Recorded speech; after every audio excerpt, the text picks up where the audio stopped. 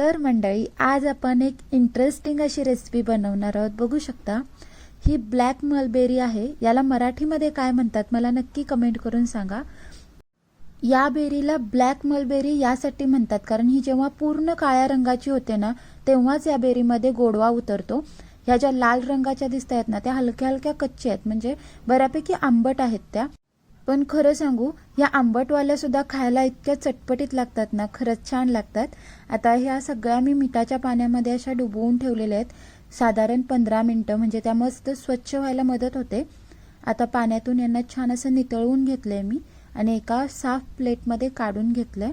तर तुमच्या डोक्यामध्ये येत असेल की या बेरीपासून कोणती रेसिपी बनवतोय, तर शेवटपर्यंत बघा. अगदी सिंपल साधी रेसिपी आहे, सहज आपण घरी बनवू शकतो, पण चवीला खरंच खूप छान लागते. मेन म्हणजे मल्टिपल रेसिपीजमध्ये ती यूज होते, म्हणून हे मी बनवून ठेवतेय.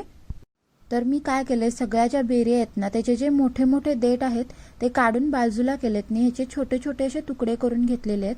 तुम्हाला हवं तर तुम्ही मिक्सरमधून बारीक करून घेतलात ना तरी चालेल, पण मिक्सरमधून अगदी त्याची पेस्ट होऊन जाते, त्याचा बऱ्यापैकी ज्यूस निघतो. पण असं जेव्हा आपण बारीक करून घेतो ना, तेव्हा रेसिपीमध्ये ती चवीला खूप छान लागते. थोडे थोडे चंक्स असतात, ते दाताखाली येतात, त्याने खाताना खूप मजा येते. म्हणून असे बारीक कट करून घेतलेत मी. अदरवाईज तुमच्या आवडीनुसार तुम्ही मिक्सरमधून फिरवून घेतलात ना तरी चालेल. आता हे सगळे तुकडे आहेत ते मी एका प्लेटमध्ये कलेक्ट करतेय. आता गॅसवरती मी असं पसरट असं पॅन ठेवलंय, म्हणजे आपल्याला हे परतायला सोपं होऊन जातं. गॅस बारीक ठेवलाय मी. आता याच्यामध्ये सगळ्या बेरीज ॲड केलेत. आता याच्यामध्ये 2 चमचे साखर घालते, कारण आपल्याला कसं गोड हवं आहे, जास्त कमी, त्यानुसार आपण याच्यामध्ये साखर घालू शकतो. आणि अगदी चिमूटभर मीठ नक्की घाला, याने खूप छान चव येते. तुम्हाला हवं तर काळी मिरीची पावडर किंवा चाट मसाला घातलात तरी चालेल, कारण आपण याचा मस्त असा चटपटीत जाम बनवतोय.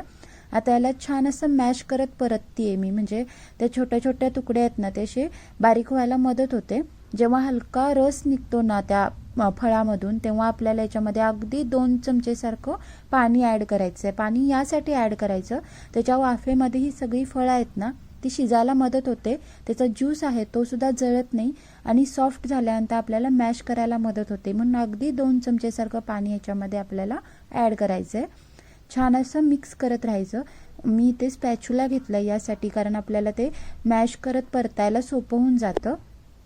गॅस आहे तो आपल्याला बारीकच ठेवायचा आहे, कारण याचा ज्यूस आहे ना, तो जर जळाला ना तर त्याची मजा येत नाही, अशी वेगळीच टेस्ट येते. तर तसं होऊ नये म्हणून गॅस आहे तो बारीक ठेवायचा आणि मॅश करत परतत आपल्याला याला ढवळत राहायचं आहे. बघू शकता, अगदी 5 मिनिटं झाले होते, त्यातील सगळा ज्यूस निघालाय. फळसुद्धा मस्त मॅश झालेत आणि बऱ्यापैकी मिश्रण पातळ झालंय. आता या मिश्रणाला एकसारखं आपल्याला शिजवायचं आहे, जोपर्यंत जामच्या कन्सिस्टन्सीमध्ये ते येत नाही तोपर्यंत एकसारखं मिक्स करत शिजवायचं. कारण कडेला जर तसंच राहिलं ना तर त्याचा रस आहे तो जळण्याची शक्यता असते. फार काही वेळ लागत नाही, 9 ते 10 मिनिटांमध्ये हा बनून तयार होतो. बघू शकता 7 ते 8 मिनिटं झाली होती आणि बऱ्यापैकी यातील पाणी आहे ते आटलंय आणि हा घट्ट व्हायला सुरुवात झालेली आहे. अजून थोडं आपल्याला याला आटवून घ्यायचं आहे. असं स्प्रेड करत राहायचं, म्हणजे त्यातील पाणी आहे ते असं उडून जायला मदत होते आणि पटकन तो घट्ट होतो. अगदी 9 ते 10 मिनिटं झाली होती आणि तुम्ही बघू शकता बऱ्यापैकी हा घट्ट झालाय. तुम्हाला इथे जरी सैल वाटत असेल ना, तरी गार झाल्यानंतर तो बऱ्यापैकी घट्ट होतो. आता मी इथे एक काचेची बॉटल घेतली जी एअरटाईट आहे आणि तिला मस्त कोरडं आणि पुसून घेतलेलं आहे.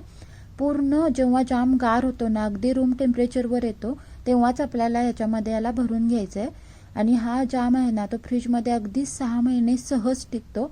त्यामुळे तुम्ही भरपूर क्वांटिटीमध्ये जरी बनवून ठेवलात ना तरी चालेल. जामची कन्सिस्टन्सी तुम्ही बघू शकता आणि कलरही किती अप्रतिम आलेला आहे.